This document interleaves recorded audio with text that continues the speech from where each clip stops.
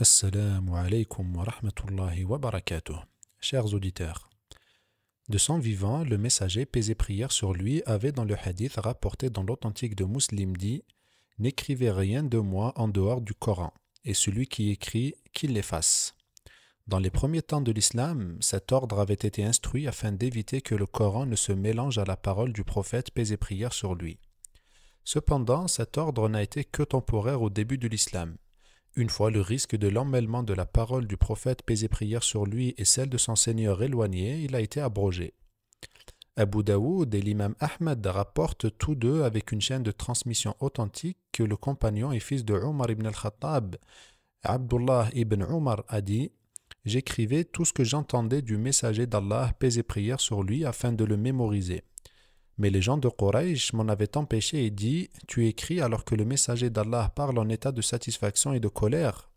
Lors, j'ai cessé d'écrire jusqu'à en parler au messager d'Allah, paix et prière sur lui, qui m'avait dit: Écris, car par celui qui détient mon âme, il n'en sort que la vérité, c'est-à-dire sa bouche. Bien entendu, ce noble compagnon n'était pas le seul. D'autres avaient écrit nombre de hadiths qu'ils avaient entendus du messager, paix et prière sur lui, comme Ali, Anas fils de Malik et Amr ibn al-As, qu'Allah les agrée. La transcription du hadith avait donc commencé tôt, mais resta marginale. Les choses sont restées ainsi, pratiquement inchangées un siècle durant, mais les bases de la science du hadith avaient été posées. L'on n'acceptait pas la parole de n'importe qui. Il fallait répondre à des conditions rigoureuses afin d'être vu comme étant fiable pour la transmission du hadith. C'est donc en lançant de l'égir que celui considéré comme étant le cinquième calife bien guidé, Omar ibn Abd al-Aziz, ordonna à quelques savants comme Ibn Shihab al-Zuhri, le professeur de l'imam Malik, de regrouper et de transcrire les hadiths rapportés à propos du messager, paix et prière sur lui. Chose qui fut faite, mais sous une forme encore rudimentaire. Les livres écrits n'étaient pas organisés par thème et les hadiths qu'ils contenaient n'étaient pas classés. Les choses avaient beaucoup évolué durant le deuxième siècle de l'islam. En effet, les écrits du hadith se faisaient de plus en plus nombreux et de mieux en mieux organisés jusqu'à la venue de l'illustre imam Malik. Malik qui avait proposé aux gens son livre Al-Muwatta, dont voici le résumé de l'histoire. Séduit par la science de l'imam, le calife abbasside al-Mansour lui avait ordonné d'écrire un livre contenant ce qu'il avait d'authentique à propos du messager, paix et prière sur lui, et lui avait demandé de le faciliter aux gens, d'où son nom Al-Muwatta, qui pourrait se traduire par le faciliter. En effet, Malik l'avait organisé, c'est-à-dire que ces hadiths avaient été classés par thème, comme les ablutions, la prière, l'aumône, le jeûne, etc., et avec les chaînes de transmission, ce qui facilita aux étudiants leurs recherches. Dans ce livre, l'imam Malik avait rapporté dans cet ordre soit des hadiths du messager, paix et prière sur lui, soit la parole des compagnons ou bien celle des tabi'i qui sont les élèves des compagnons et qui transmettaient donc la science de ces derniers. Avant de poursuivre, sachez ceci: les chaînes de transmission du hadith s'appellent en arabe sanad et elles sont de plusieurs types. Le sanad marfou', que l'on pourrait traduire par le remonté, c'est-à-dire que sa chaîne de transmission remonte jusqu'au messager, paix et prière sur lui. Ce dernier peut être authentique, bon ou faible selon les narrateurs. Ensuite, il y a le sanad mawqouf, que l'on pourrait traduire par l'arrêté, c'est-à-dire que sa chaîne de transmission est arrêtée au niveau dû aux des compagnons sans parvenir jusqu'au messager, paix et prière sur lui. Ce type de hadith peut être authentique, bon ou faible selon les narrateurs. Si les narrateurs sont fiables, et nous avons déjà traité d'une partie des critères de fiabilité dans le dernier épisode sur l'histoire du Coran, alors le hadith est classé authentique car les compagnons ne parlent pas d'affaires religieuses de leur propre chef. Ensuite, il y a le sanad mursal, que l'on pourrait traduire par le renvoyé, c'est-à-dire que le tabi'i qui le rapporte et qui est donc un élève des compagnons ne cite pas le compagnon qui lui a rapporté le hadith et le renvoie directement au messager, paix et prière sur lui. Ce type de hadith est classé comme faible. Et finalement, il y a le sanad munqati' que l'on pourrait traduire par le coupé, c'est-à-dire que sa chaîne de transmission est coupée, signifiant qu'il manque un narrateur quelque part. Ce type de hadith est également classé parmi les faibles. Dans son Muwatta, l'imam Malik avait rapporté des hadiths dont le sanad est marfou', qui représente la majorité et sont tous unanimement reconnus authentiques. Il contient également des mursal qui devraient être classés faibles, mais le savantissime Ibn Abd al-Barr a cherché après leurs différentes chaînes de transmission et ils se sont tous avérés authentiques, sauf 4.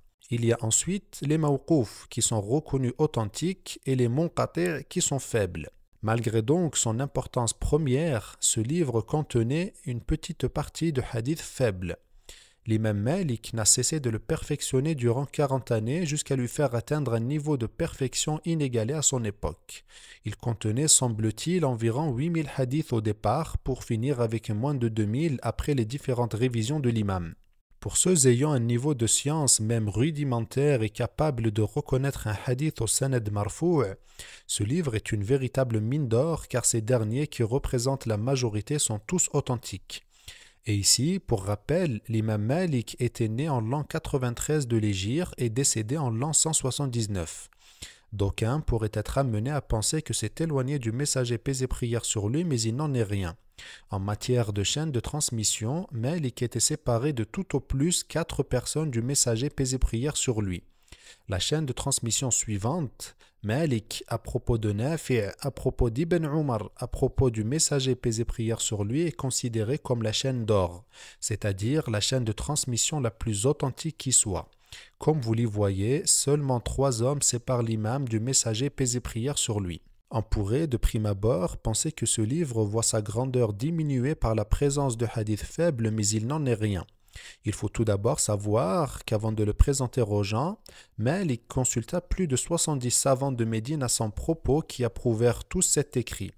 Son succès fut aussi immédiat qu'explosif et moins d'un siècle plus tard, à travers ce livre, la science de l'imam ainsi que son école de jurisprudence s'était répandue partout dans les terres de l'islam, de Médine jusqu'en Andalousie. Il en parle bien entendu d'une époque sans Internet, sans YouTube et sans TikTok. Un succès phénoménal. Ce livre fut non seulement enseigné, mais en plus, il a fait l'objet du plus grand soin de la part des plus grands savants.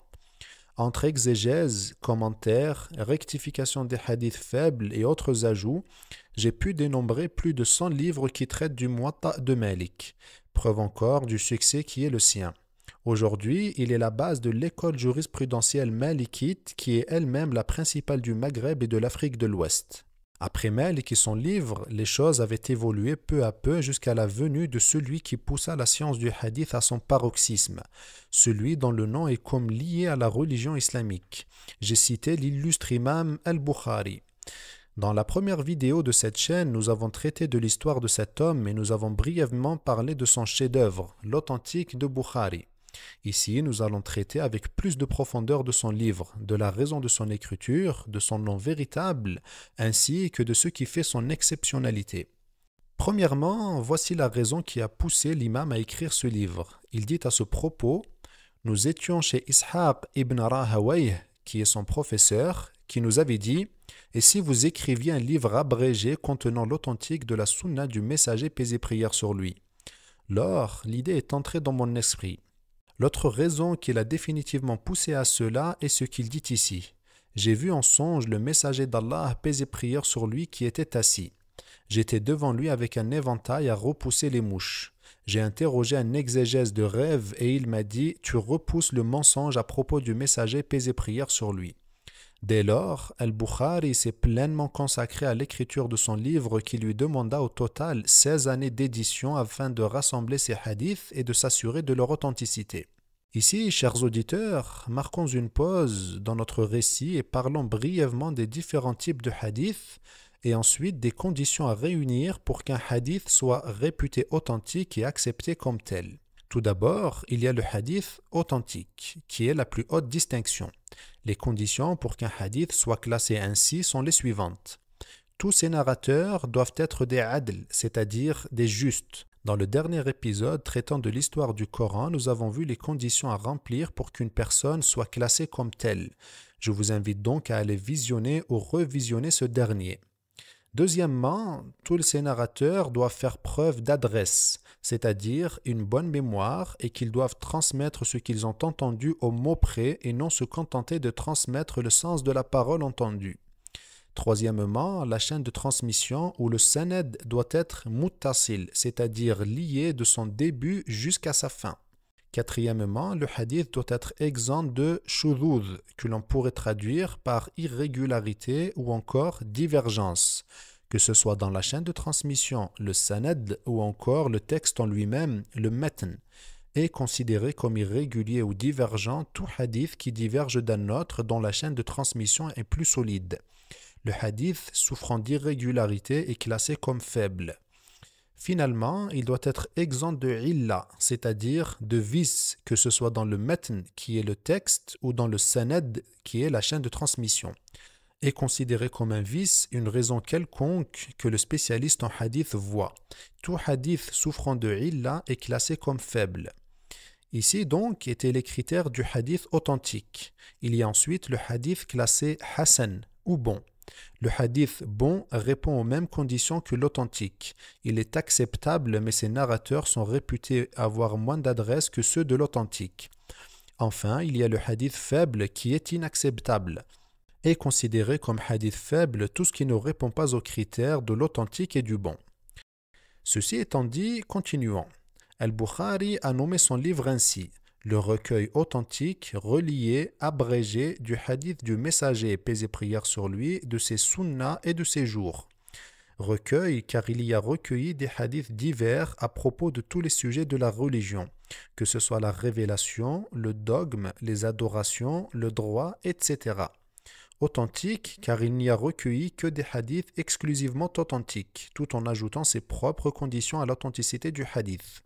Relié car ces chaînes de transmission sont toutes reliées. Abrégé car il le voulait résumer. Il n'a pas vocation à réunir absolument tous les hadiths authentiques. L'imam Malik était exigeant, mais Bukhari l'était encore bien plus. Pour une chaîne de transmission donnée, comme lorsque Ahmed dit « J'ai entendu Mohammed dire », les autres muhaddiths, pour considérer que la chaîne de transmission est liée, se contentaient de vérifier que le narrateur qui rapporte le hadith est bien un adl, juste, et qu'il a vécu à la même époque que celui à propos duquel il rapporte le hadith. Al-Bukhari, lui, exigeait absolument une preuve qui atteste qu'il l'a rencontré. C'est-à-dire que lorsque Ahmed dit « Mohammed m'a dit », Ahmed doit produire à Bukhari une preuve convaincante qui atteste qu'il a bel et bien rencontré physiquement, aussi pieux et juste soit-il. Et comme si la condition n'était pas assez rigoureuse, il exigeait aussi que la rencontre ne soit pas courte mais longue. Il possède également les conditions d'adresse et de piété plus loin que les autres. Afin de ne pas rallonger la vidéo plus que de raison, nous n'allons pas citer tout cela en détail. Comme nous l'avons vu, Al-Bukhari a écrit son livre en 16 ans, ceci afin de s'assurer de l'authenticité de chacun de ses hadiths. En parlant de ces derniers, ils sont au nombre de 7397 hadiths au total. Seulement, il arrive que l'imam rapporte le hadith plusieurs fois dans son authentique pour la raison qui est la suivante. Un seul hadith peut prouver plusieurs choses. Il peut par exemple servir à prouver l'obligation de se nettoyer après ses besoins dans le chapitre traitant de la purification, comme il peut servir à prouver le châtiment de la tombe dans le chapitre traitant de cela. Si l'on exclut tous les hadiths répétés, le recueil authentique contient 2602 hadiths. À leur propos, il rapporte lui-même ceci. « Je n'ai pas écrit un seul hadith dans ce recueil avant de faire mes grandes ablutions et de faire 2 unités de prière. » Ceci, chers auditeurs, nous présente de manière résumée l'exigence dont faisait preuve cet imam pour son livre. Les anecdotes à ce propos sont plus que nombreuses et j'aimerais vous les citer, mais ce n'est guère l'objet de cette vidéo.